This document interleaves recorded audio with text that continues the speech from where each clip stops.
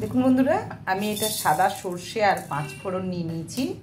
এইটাকে আমি ভালো করে একটু ভেজে নেব শুকনো কড়াইয়ে। তো ভেজে তুলে রেখেছি, এগুলো আমি শিলে ভালো করে বেটে নেব। একটু তেল দিয়ে দিয়েছি, আবারও একটু শুকনো লঙ্কা দিয়ে দিলাম, আর দিয়ে দিচ্ছি একটু 5 ফোড়ন।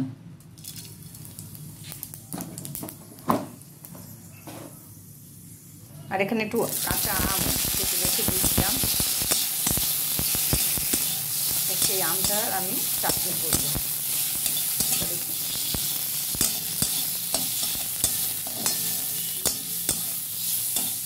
এটা আমি পরিমাণ মতো জল দিয়ে দিলাম সেদ্ধ হওয়ার জন্য। এখন কিন্তু নুন দিইনি, আমি একটু পরে দেবো। এগুলো যখন কি নরম হয়ে যাবে তারপর নুনটা দেবো।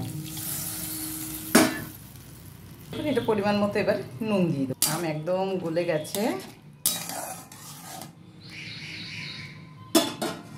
আচ্ছা, এটার মধ্যে আমি চিনিও দিয়ে দিলাম, আর ওই 5 ফোড়নের যে গুঁড়োটা করলাম ড্রাইটা মানে শুকনো কড়াই যে ভেজে, সেটাও দিয়ে দিলাম। তা দেখুন কি সুন্দর হয়েছে, খুবই সুন্দর লাগবে, আচার আচারের মতো বেশ ভালো লাগছে।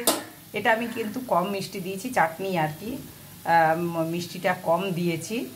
আর আপনারা যদি চান এটা বেশি মিষ্টি দেন, কারণ আমি এটা ভাত দিয়ে মেখে খাবো, ভালো লাগে বেশ একটু, মানে কম মিষ্টি আর একটু টক হলে ভালো লাগে। তা আমি সেটাই এইরকম করে খাবো বলে এটা করলাম, আচারটা বানালাম, এই চাটনিটা বানালাম। একটু সর্ষে বেটে দিলে আরও ভালো হতো, কিন্তু সেটা আমি পারিনি, আরও অন্য কাজ করছিলাম। এরকমটাও কিন্তু ভালো লাগে, একবার খেয়ে দেখুন আপনারা, খুবই সুন্দর লাগবে। গ্যাসটা বন্ধ করে দিলাম, এটা কিছুক্ষণ এটা বসা থাকবে। এটা দেখুন খুবই সুন্দর।